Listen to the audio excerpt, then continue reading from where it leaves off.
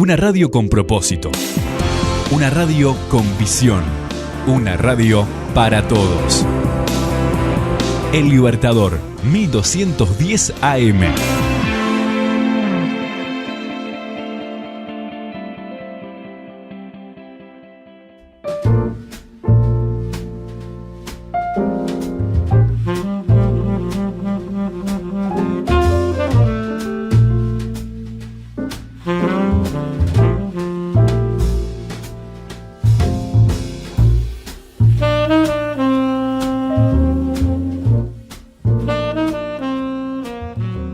Continuamos con Punto de Partida aquí por la 1210 AM Radio El Libertador, desde Vergara por el mundo a través del www.ellibertador.com.uy y también a través de nuestras redes sociales, Twitter, Facebook, YouTube, donde colgamos todos los podcasts de salud, también culturales, de literatura, como ya también estamos haciendo últimamente.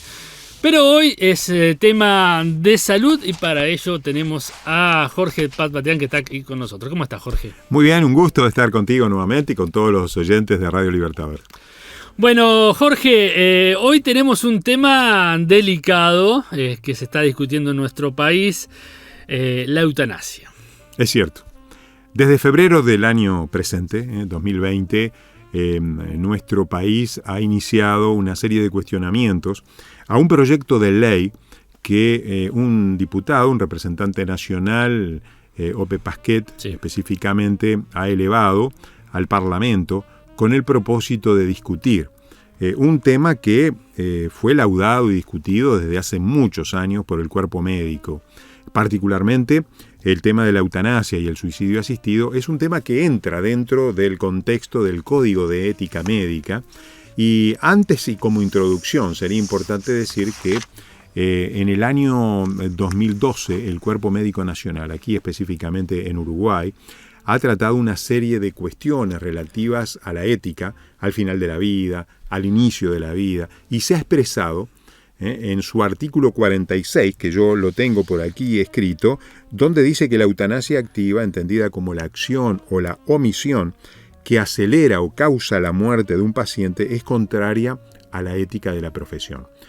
Y este código de ética que fue analizado por el Cuerpo Médico Nacional, que fue, incluso yo participé personalmente en algunas comisiones de trabajos que se realizaron en varias zonas del país, donde pudimos discutir el punto de vista ético, médico, que nosotros como profesionales tenemos ante los pacientes y ante las conductas que debemos de reflejar frente a la asistencia médica. El tema de la eutanasia se había tratado específicamente. Y este Código de Ética Médica fue aprobado por el 80% del Cuerpo Médico Nacional y en septiembre del año 2014 el Poder Ejecutivo y el Parlamento, a través del Parlamento, fue aprobado este Código de Ética Médica como ley.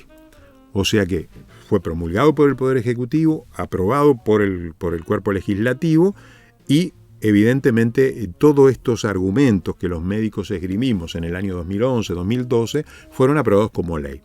Eso significa que en nuestro país hoy la eutanasia y el suicidio asistido son prohibidos por ley. Es decir, un médico no puede ejercer eutanasia, no puede contribuir en el suicidio de un paciente.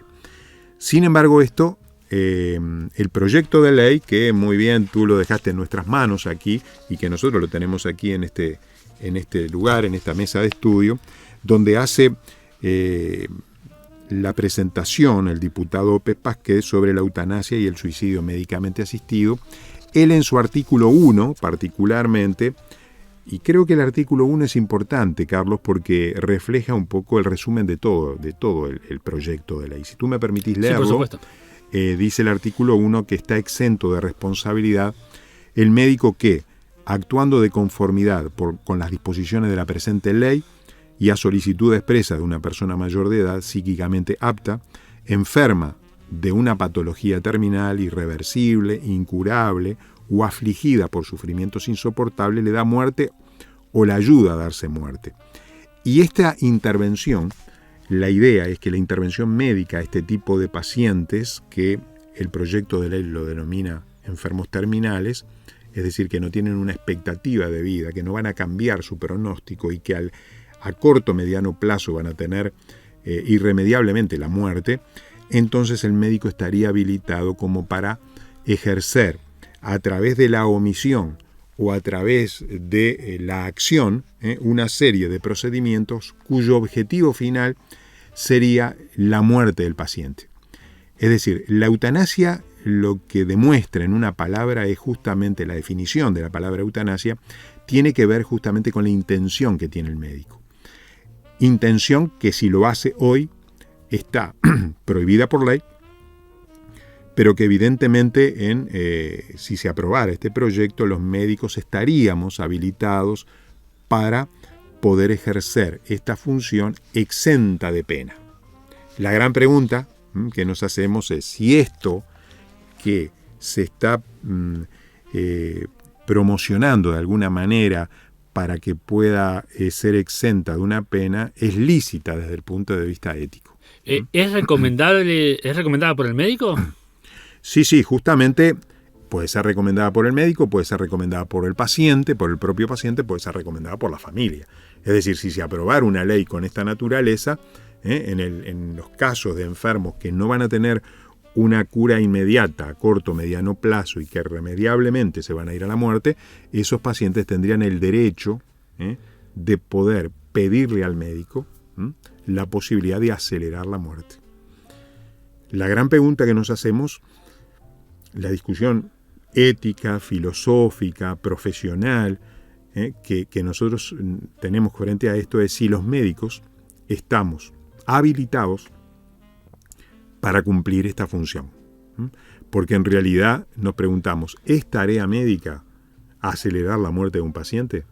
Bueno, yo quiero decir que desde el punto de vista ético, filosófico y profesional, entiendo de que no es tarea médica, que los médicos aceleremos la muerte a nadie. Nosotros, como tarea médica, tenemos la función de prevenir enfermedades, de calmar el dolor cuando se puede y siempre mitigar el dolor. Siempre mitigar el dolor. Es decir, el paciente no puede tener sufrimientos insoportables, porque aquí el artículo 1 nos habla de sufrimientos insoportables. Este es un tema muy importante, que podríamos dar todo un programa acerca de lo que es el sufrimiento insoportable. Pero yo quiero decir que no existen sufrimientos insoportables hoy, 2021. Siglo XXI, 2020, 2021 que estamos viviendo, en este momento, en el siglo XXI, perdón, no tenemos elementos para decir que un paciente va a sufrir en una forma insoportable. Tenemos administración de fármacos, tenemos medicamentos, tenemos terapias para poder calmar el dolor. Entonces, si podemos calmar el dolor, lo que el médico tiene que hacer es mitigar justamente ese sufrimiento y puede llegar a su fin el sufrimiento. Ahora, si nosotros queremos eliminar el sufrimiento matando al paciente, me estoy acordando de un caso, y permitime decirlo, que ocurrió en África, en uno de los países de África, donde el Ministerio de Salud Pública en una oportunidad decidió erradicar la lepra. Y no se le ocurrió mejor forma que matar a todos los leprosos. Y con eso erradicó la lepra en el país, porque no hubo más leprosos, porque nos mataron a todos. Entonces con esto pasa lo mismo. No va a haber más sufrimientos insoportables porque los vamos a matar a todos. La gran pregunta es, ¿podemos nosotros hacer eso? Desde el punto de vista cristiano, yo como médico cristiano no puedo negar mi concepción filosófica, porque detrás de todo esto también hay una ética que no solamente es profesional, sino es personal. Y en este sentido, yo digo que la vida no la puede manejar otra persona. Dios ha puesto fin a nuestra vida, a nuestro existir. Dios ha puesto inicio. Nadie es responsable de haber venido a este mundo. Ninguno de nosotros es responsable. Vinimos fuera de nuestra voluntad. Y creo que también debemos salir fuera de nuestra voluntad. Es decir, no tenemos ese poder. Ese poder no se nos ha conferido a nosotros para que podamos decidir sobre la vida de otros pacientes. Y aún, aunque no nos va a dar el tiempo, ¿verdad? Aún la gran pregunta es si una persona es biológica, psicológica y filosóficamente apta para decidir quitarse la vida, Carlos. Y ese es otro de los grandes problemas que nos enfrentamos desde el punto de vista ético. Yo puedo aceptar y dar la aceleración o dar los elementos necesarios a un paciente para que se quite la vida. Hoy el suicidio asistido está prohibido por ley. Es decir, no hay ningún elemento contenedor que nos pueda a nosotros decir que estamos habilitados para dar suicidio a otra persona desde el punto de vista legal, jurídico. Pero esta ley nos permitiría dar un fármaco a un paciente cuando viene a la consulta y quiere quitarse la vida. Claro, Bien. porque cuando habla de dolor insoportable o sufrimiento insoportable, entonces para un depresivo que no soporta más vivir, Justamente. también hay una interpretación de que hay que asistirlo también. Justamente. Y la depresión es una situación que me puede llevar a mí a quitarme la vida, a querer quitarme la vida. Pero la depresión no es una enfermedad terminal. La depresión es una enfermedad que puede curarse desde el punto de vista médico, desde el punto de vista psicológico, desde el punto de vista psiquiátrico. Hay fármacos antidepresivos muy buenos que pueden revertir la opinión del paciente. Hoy me quiero morir porque tengo un sufrimiento insoportable, porque estoy deprimido, mañana me tratan y no quiero morir. Lo que el paciente en realidad no quiere es morirse. El paciente quiere calmar su sufrimiento, quiere calmar su dolor, no quiere vivir de la manera que lo está viviendo. Pero eso es otra cosa. Lo que no quiere un paciente es vivir como está viviendo, pero en realidad nadie de nosotros quiere morir. Y cuando alguien quiere morir tenemos que poner en tela de juicio la capacidad biológica de conciencia que realmente pueda tener esa persona para poder decidir en un momento tan crucial de la vida, como es al final de sus tiempos, o en una enfermedad psicológica, emocional, en una enfermedad con taras orgánicas importantes que lo puedan llevar a un cuadro depresivo y pueda desembocar en la voluntad de querer matarse la vida, quitarse la vida. Bueno, también dice que si no está en facultades, otro puede decidir, un familiar directo. ¿Qué problemas puede traer eso? Bueno, yo creo que dejarlo en manos de otra persona para decidir sobre la muerte de un paciente también tiene su delicadeza ética y filosófica, porque creo que pueden haber intereses formados por la persona, pueden haber herencias detrás de eso, pueden haber intereses materiales, intereses vinculares, intereses familiares, que puedan sobreponerse, que puedan estar por encima de el beneficio del paciente. Entonces yo creo que ni aún la familia, hoy nosotros tenemos, y de esto podríamos hablar un programa, ¿no?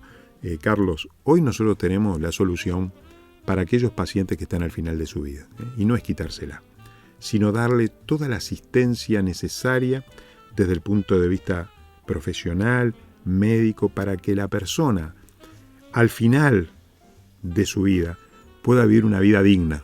Y eso se llama en el Uruguay y en todo el mundo cuidados paliativos. Exactamente. Los cuidados paliativos son la solución. Es la respuesta médica, la respuesta psicológica, la respuesta social, la respuesta espiritual que puede tener una persona al final de sus tiempos, donde pueda estar asistido desde el punto de vista profesional, pueda estar apoyado psicológicamente y espiritualmente a través de un equipo médico integral donde pueda, un equipo asistencial integral, no solamente médico, sino asistencial integral, donde pueda evidentemente tener todos los elementos necesarios para sentirse, aún con una enfermedad que sabemos que a corto o mediano plazo le va a producir la muerte. Pero en ese momento de dificultad, en ese momento de dolor, en ese momento de minusvalía personal, la persona sigue siendo digna, porque la dignidad humana no depende de lo que le falta, sino que depende de lo que intrínsecamente somos nosotros como personas. Y el valor de la persona no depende de su estatus económico, no depende de su estatus social, ideológico, religioso, material, sino que depende del hecho de ser persona. Y nosotros somos personas aún al final de nuestra vida hasta nuestro último respirar. Y es allí donde desde el punto de vista profesional tenemos que cargar todas las tintas para que una persona en estas condiciones pueda vivir dignamente. Me gustó mucho, y con este pensamiento estoy terminando, lo que en una oportunidad el presidente Tabaré Vázquez dijo, ¿no? Que el valor de una nación se ve por la medida que puede tratar, asistir y ayudar a los más necesitados y débiles, como son las personas de mayor edad y como son las personas no natas todavía. Es decir, de acuerdo a cómo una nación trata a sus débiles, así es la nación. Y yo no puedo pretender a través de una ley, que cuando una persona enferma, cuando una persona empieza a tener gastos económicos, cuando una persona es una carga para su familia, otorgar una ley donde podamos decir, ya no sos digna, ¿sabes?, de vivir así, mejor morite. Y si querés matarte, te voy a dar un remedio para eso. Esa no es tarea médica, como alguien dijo, es tarea de los verdugos. Y nosotros no somos verdugos. Bueno, gracias Jorge por esta primera intervención. Entonces, vamos a seguir hablando en los próximos capítulos también de este tema, que es muy delicado. Bueno, yo te comento antes de terminar, hace muy poquito, no era un mes, mi abuelo que tenía 100 años, falleció y estaba muy mal, estaba muy viejito también. Pero él no tuvo los cuidados paliativos me parece a mí que necesarios para morir. Es más, lo mandaron a morir a la casa sufriendo y no tuvo ese cuidado paliativo. También esta ley no contempla los cuidados paliativos. Para nada. Ni se habla de una sola palabra. Afortunadamente se presentó un proyecto de cuidados paliativos, que ahora está en el Parlamento. Hoy, en este momento que estamos con el programa, decimos que el Parlamento, hay una comisión del Parlamento que está trabajando sobre un proyecto de ley de cuidados paliativos en el Uruguay. Y eso aplaudimos, evidentemente, porque universalizar los cuidados paliativos, hoy más de la mitad de las personas no tienen acceso a los cuidados paliativos.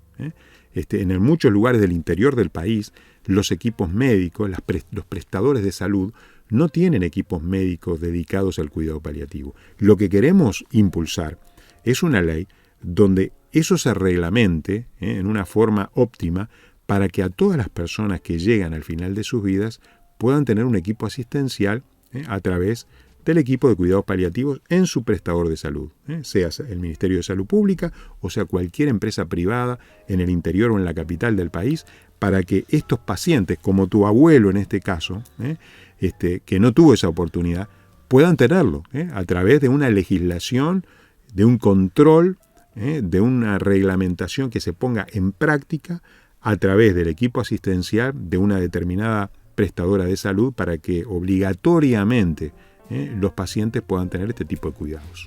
Bueno, gracias Jorge por esta intervención y bueno, en los próximos capítulos seguiremos hablando de este tema. Muchas gracias, un gusto de estar con ustedes.